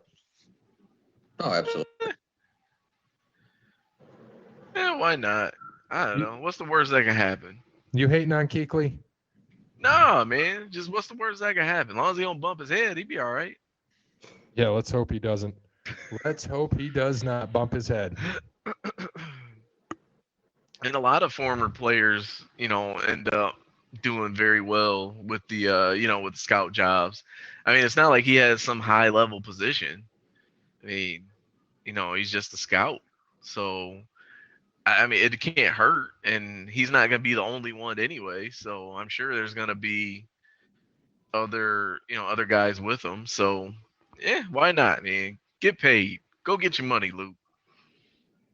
Yep. And another way that you can get paid or get some good benefits is talking to Verizon. And we got to thank Brittney at Verizon. Verizon is a true technology business partner, helps local businesses deploy technologies that can positively impact operations and increase revenue for the company. At Verizon, they do not wait for the future. They build it. Get in touch with a sales rep in your area, Verizon.com. All right, so now it's time for the most fun part of the show, trivia. Brought to you in part by the Rockford Peaches. By the way, I forgot to mention, I think it was like a month ago, their last surviving player that was 101 years old had passed away. So, Rockford Peaches, we still honor you. But Bear, what do you got for points? All right, updated points. Gary, you have 427. Cody Bryant with 347. Myself with 370, Parrott at 190, Dub at 29, and Wes Anderson at 7. All right, first question. Let's start off with a two-pointer. Which former NBA player had his number 31 retired by the Duke Blue Devils? 31. There's only one person I know he wore 31, but I don't remember if he wore 31 at.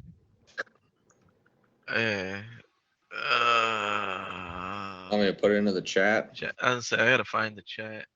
Yeah, I just typed it in the other thing. Yeah, you can use the chat. You'll be all right. What is going on? And I was gonna put Leitner. I can't remember what number Leitner wore. So Christian Leitner's who I got. You guys got Shane Battier. You were close. I was at 32. Leitner's 32. Nah, I think it was 32. Son of a bitch. Well, I can't type anything right now, but the only person that I know that went to Duke is Battier, so. You don't know Kyrie Irving? Or Grant Hill? Elton Brand, Corey Maggette. JJ Redick? No, was in the 30s. What's Grant his name? Hill? Yeah, Grant Shane Battier's right. Parrott didn't know fucking Shane Battier. He's young, man. He's young. We'll give him the 2 points. I give him the 2 points. He said Shane Battier. Yeah, he did. Yeah. We'll give it to him. Motherfucking Parrott. Now, if he would have said Shane Battier, then I would have known for sure that I can hear him. Shane Batter. Who's Shane Battery? Is that? Next up, 2 points. Let's take a look at team pass attempts last season in the NFL. There's actually a division with 3 of the top 4 teams in the entire league in pass attempts. Which division features these pass-heavy teams for 2 points? 2 points. Oh, boy. Oh, boy. No idea, but that's my guess. I'm close to what you said, but I'm going south. Well, you're going with the south. That's funny because I'm going with the east. So that's 3 NFC teams, Ryan. No Cody Bryant, no pressure. NFC North, NFC East, NFC South. I'm trying to think. Yeah, nobody in the AFC did anything, really. I mean, I'm just thinking NFC South, man. You got Drew Brees. I'm going to go with the South. You had Jameis. You had Matt Ryan. And, well, the Panthers, I assume, are the team that didn't throw as much. But Christian McCaffrey did get a lot of balls there. A lot of receptions, yeah. So I'm going to I feel confident in NFC South. It's just gonna be the AFC East. There we go. NFC South. I'm gonna ask him though, what teams? Because I want to know. I think you're right. I'd say it can't. It would have been Saints, Tampa, or Tampa Saints, Falcons, probably. Right. The number one team in pass attempts and 3 bonus points if you can tell me which team is not. Okay. Oh, we will do that. Never mind. We will do that. So the number one team with pass attempts. You can just say it instead of typing it. Oh. Wait, bonus 2 points if you can tell me who is the number one. The number one team? 3 bonus points if you can tell me which team is not in the top 4. All right. 3. The top, not in that top 4 from that division, because 3 of those teams are in the top 3 or in the top 4. Okay. Yeah, so we're naming the team in the division that's not. Yep, in the top 4. Which team is so not in the top 4? I'm gonna go. Tampa is 1.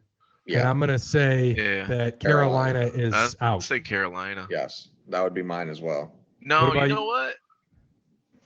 I'm gonna go out on a limb and say the Saints Are not in the top 4? Not in the top 4. It did have Bridgewater for 5 weeks. Yeah, I'm gonna go with the Saints. All right, what do you got, Parrot? Oh, Jesus.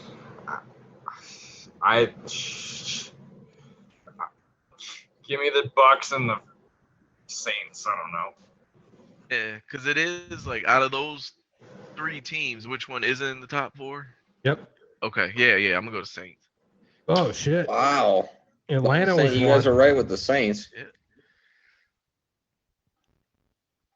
Oh shit! Yeah. That's well, crazy. Bridgewater. Yeah, it's not that surprising with Bridgewater. I just forgot about that. And Kamara, they had Kamara and who else was back your there? your Jared Goff buddy was 3rd. Fuck Goff. All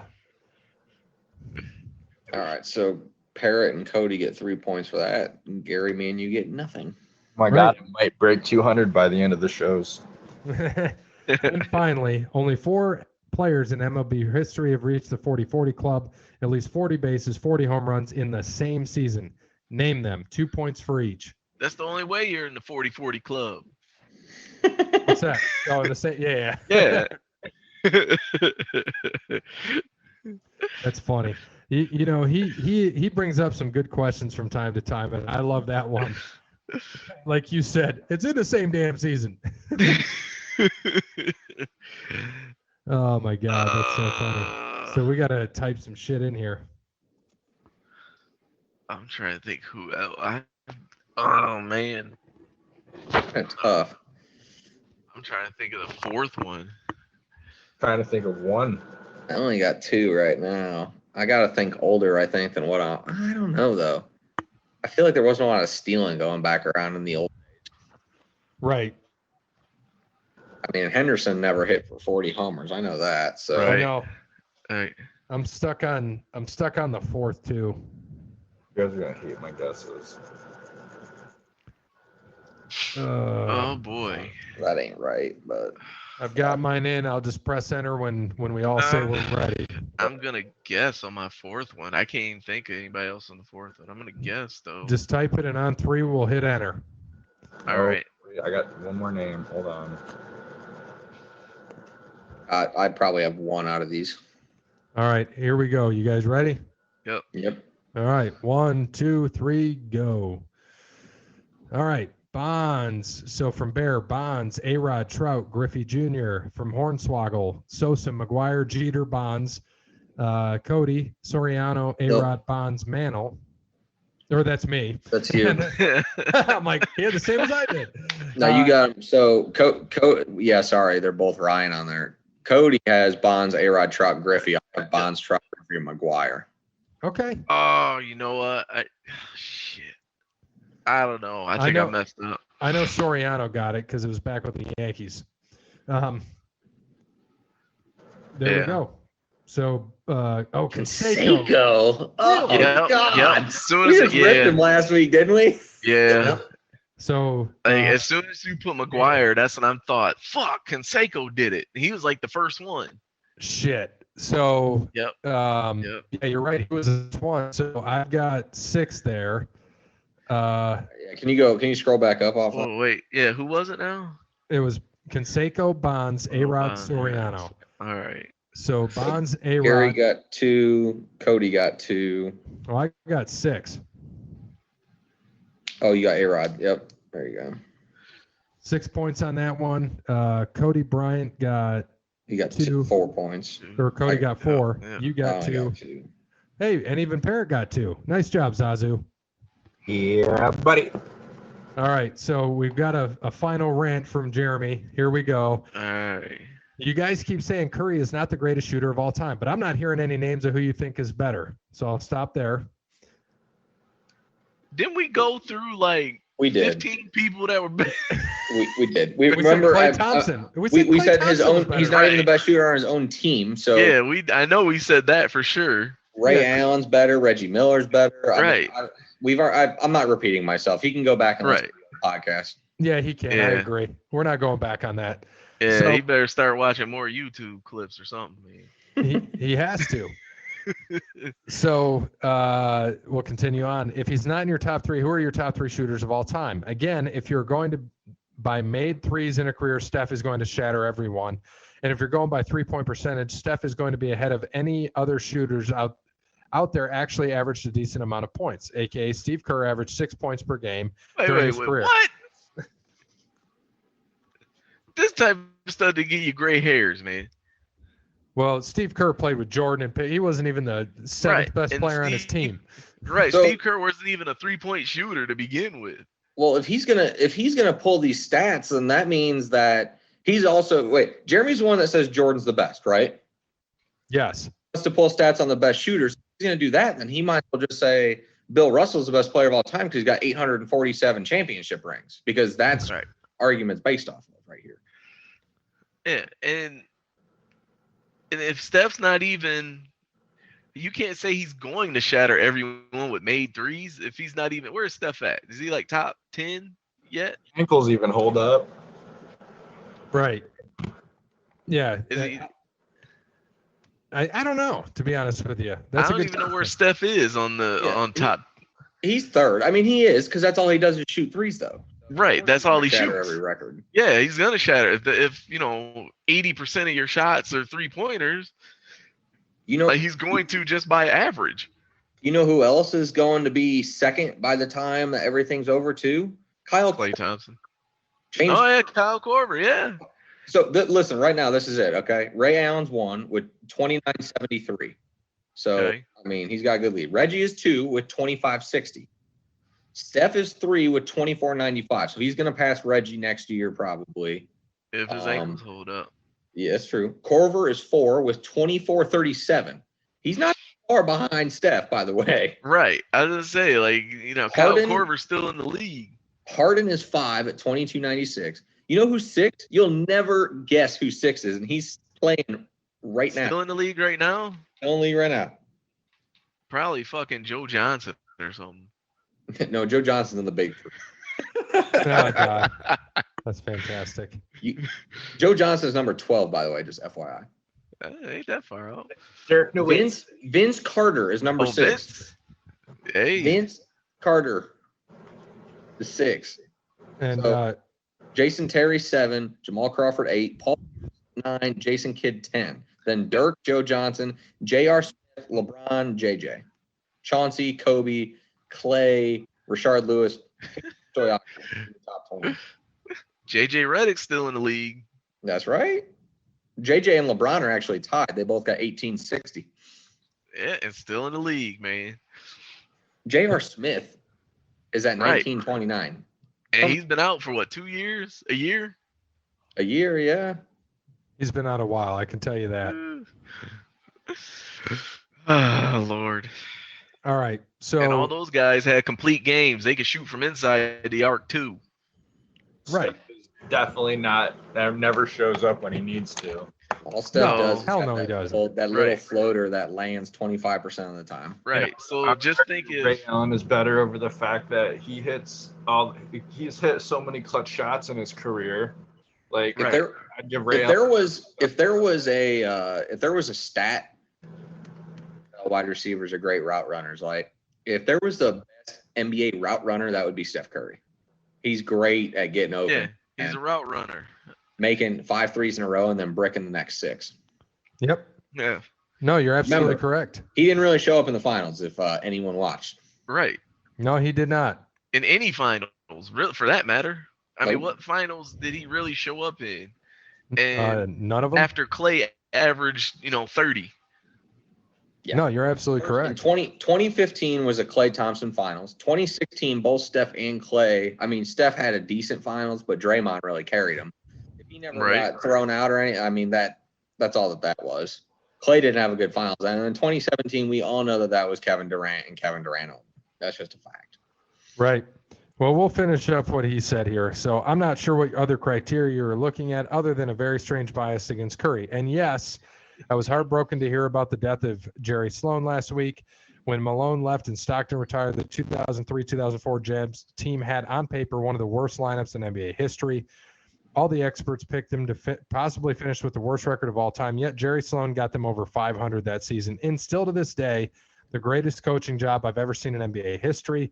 And that was actually my favorite season because a team of nobodies, to the national audience, fought so hard every single night to win games. Throughout his coaching career, he treated every player equally, demanded 100% effort, did not want to hear excuses, and stood up for his players like no other. There will never be another Jerry Sloan. Have a good one, and see you for wrestling.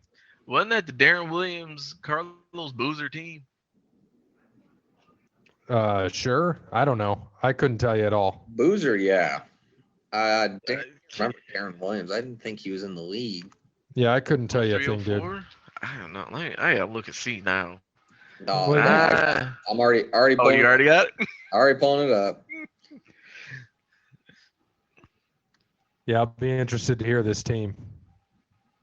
Yeah, I just want the roster. All right, here we go. So Carlos Arroyo, Rajah Bell, Curtis Borchert, Keon Clark, Jaron Collins. Oh, I can't even pronounce that. Dude's from Slovakia. Gordon, is that Kirilenko? No, it was Gordon Sirich. Kirilenko is on that team. Gordon Paul Grant, Tom Gugliotta, Ben Handlockton, Matt Harping, AK-47. That's Andre Kirilenko. Yep. Raul Lopez, Mikey Moore, Greg Ostertag, still there somehow. Sasha Pavlovich. Oh, that's a cab right there. Yeah. Deshaun Stevenson. And you are close with Darren Williams.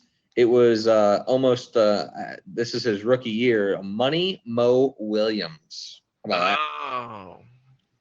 Money Mo. Damn. Man, it's like the Cavs took half that team. Right. I think they did.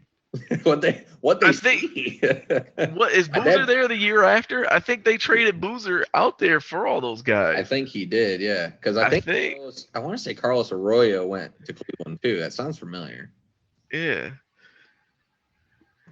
That's crazy. That's funny. I don't know, man. Carlos Arroyo was on that world championship team that beat USA from Puerto Rico. Yeah, that summer. Well, like he was a bum. The fun fact for Jeremy on this one, their attendance that year was 6th out of 29th. So that's pretty impressive. Yeah. Or if they're supposed to suck. Whatever, man. Most impressive coaching job in NBA history is Phil Jackson getting the Lakers to the finals after Kobe got arrested in Colorado and dimed everybody out. Look, Kobe, my boy, but he threw everybody under the bus when his ass went to court. That's how that damn bounty got started on him when Shaq was offering like 40 grand for somebody to beat Kobe's ass because Shaq was paying all his mistresses and shit off. He did pay the mistresses off, didn't he? Yeah, man. That was all in court, man. Kobe just let it all out. Man, hey, I mean, that's what I don't get, man. What I'll never understand is why these dudes damn well know that you're on the road half the year, you're a millionaire, you're a basketball player, like you're getting tang. Like, come on, why even get married? I don't get that shit. It just don't make sense to me. Do it. The one person I respect more than anybody else is Derek Jeter.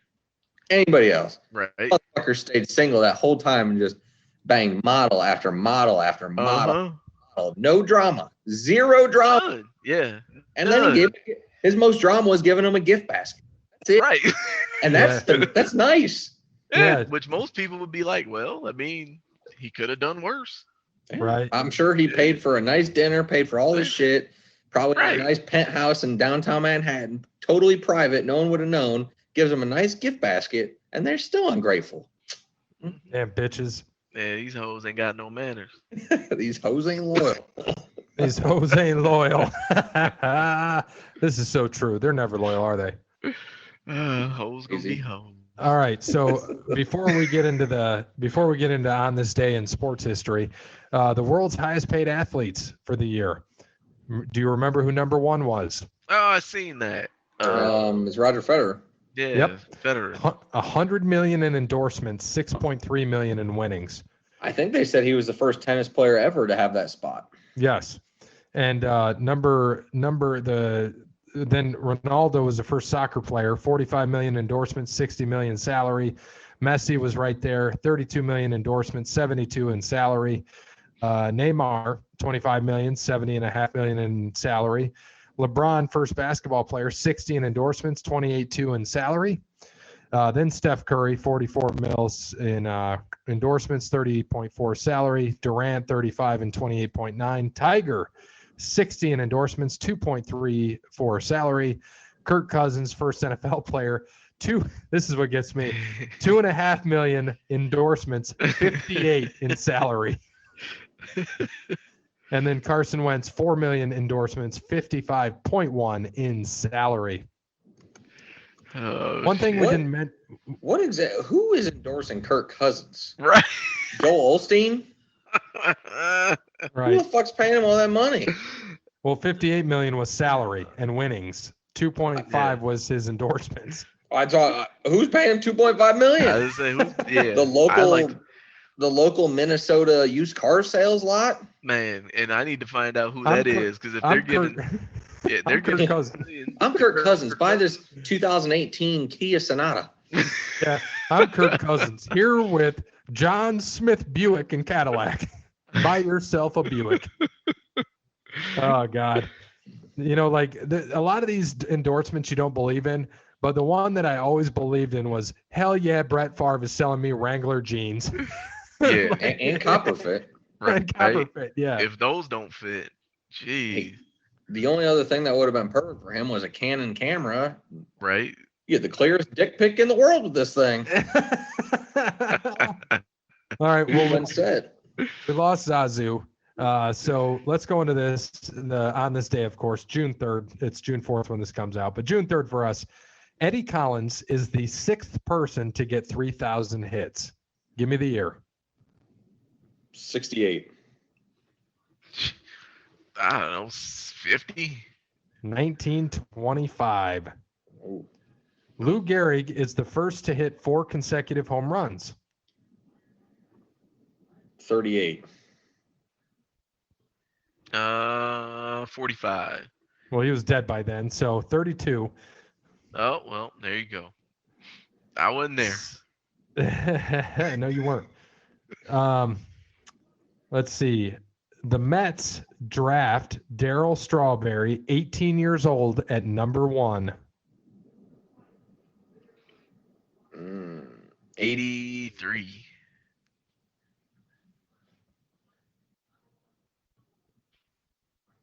What'd you say, Bear? I said 82. I'm sorry. 1980. No. Nolan Ryan pitched his second one-hitter this season and 11th overall. 91. Oh, and on this same day, let me give you something else that happened on the same exact day. Vin Scully broadcast 23 innings in 2 different cities on the same day. 81. 87. 89. All right, Tiger Woods claims his 73rd PGA Tour victory with a 2-stroke win over Andres Romero and Rory Sabatini in the Memorial Tournament, and equals Jack Nicklaus' record. 06.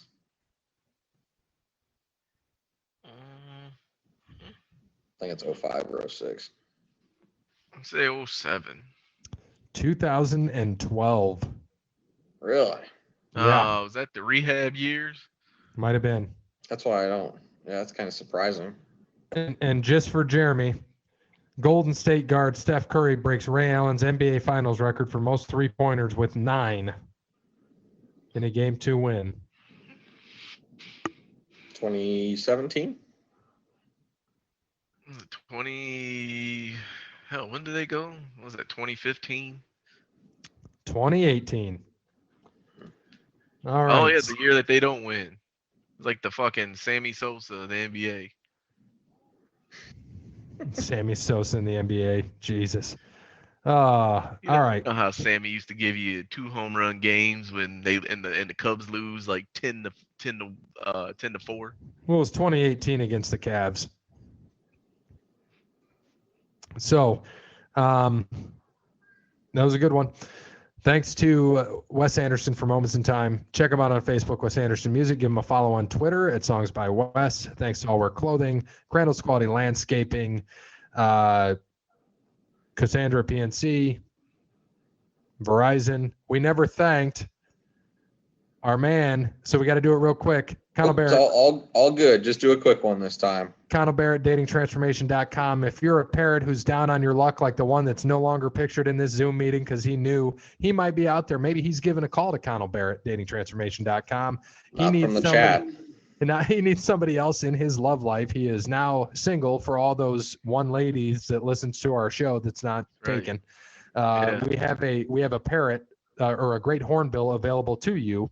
And if you need some help and you're down on your dating luck, the states are starting to open, you can get in touch. Connell Barrett, datingtransformation.com can help you with your Twitter, your Christian mingle, your anything, farmers only, any of those things. He can help you. Tinder, whatever you got. Connell Barrett, datingtransformation.com. Sorry to Sparty Steve, we couldn't get you on the show today, but we appreciate you and thank you for helping us out again on episode 200. And as always, good morning, good afternoon, good evening, and good night. What day is it? Man, I'm tired.